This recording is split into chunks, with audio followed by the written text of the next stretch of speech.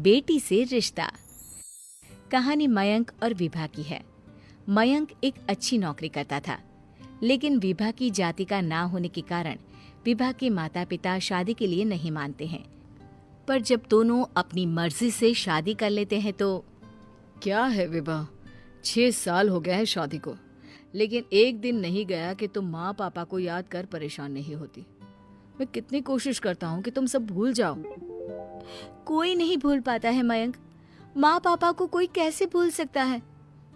तभी सास का फोन आता है। मान लो विभा से बात कर लो, आज उसे अपनी माँ की बहुत याद आ रही है। बेटा विभा, मैं आ जाऊं?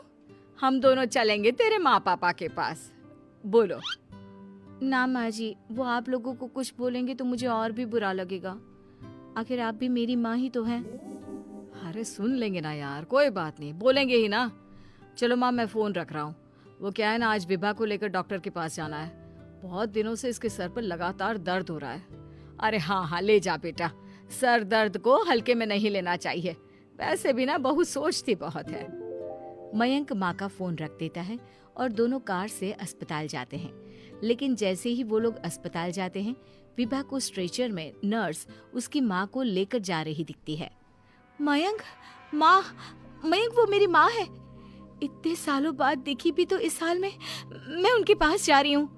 अरे रुको, कहीं वो लोग तुम्हें देखकर और परेशान ना हो जाए, या फिर तुम्हें कुछ बोल ना दे विभा, तुम फिर परेशान हो जाओगी। मयंक, कैसी बात कर रहे हो? वो माँ है मेरी।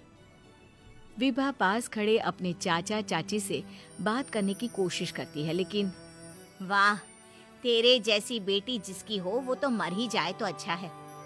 वैसे पार्क में पैर फिसला है तेरी माँ का, रीढ़ की हड्डी टूटी है। रिद्धि को चाची की बात का बिल्कुल बुरा नहीं लगता। शायद वो सुन ही नहीं रही थी कि चाची क्या कह रही थी। वो सीधे माँ के कमरे में जाती है। कौन है आप? ये मेरी माँ है, मेरा नाम रिद्धि। रिद्धि नाम है ना आपका? दर्द में भी ये आपका ही नाम ले रही थी। हाँ, ये सुनते ही रिद्धि का कलेजा मुंह में आ जाता है। ये वही माँ है जिसने कड़े शब्दों में ये कह दिया था कि अब तेरा मेरा रिश्ता खत्म। फिर रिद्धि का पति मयंक भी वहां आ जाता है। सामने खड़े होते हैं रिद्धि के पिता। पापा, क्या हुआ माँ को? वो पार्क में गिर पड़ी, रीढ़ की हड्डी में चोट आई है। रिद्धि पिता की तरफ देखती है, लेकिन पिता मुंह फेर लेते हैं। पता है मयंक, माँ दर्द में मेरा नाम ले रही थी। मेरी माँ मुझे याद कर रही थी मयंक। मैं माँ को कुछ नहीं होने दूंगी, देख लेना। हाँ रिद्धि, हम मिलकर माँ का ख्याल रखेंगे, उन्हें फिर से खड़ा कर देंगे। लेकिन भैया कहाँ हैं? रिद्धि पिता के सामने जाकर खड़ी हो जाती है।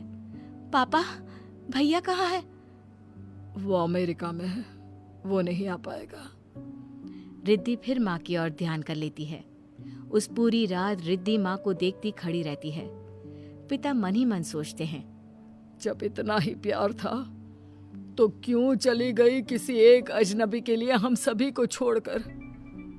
तभी डॉक्टर बाहर आते हैं। आपकी वाइफ को होश आ गया है, क्या मैं उनसे मिल सकता हूँ?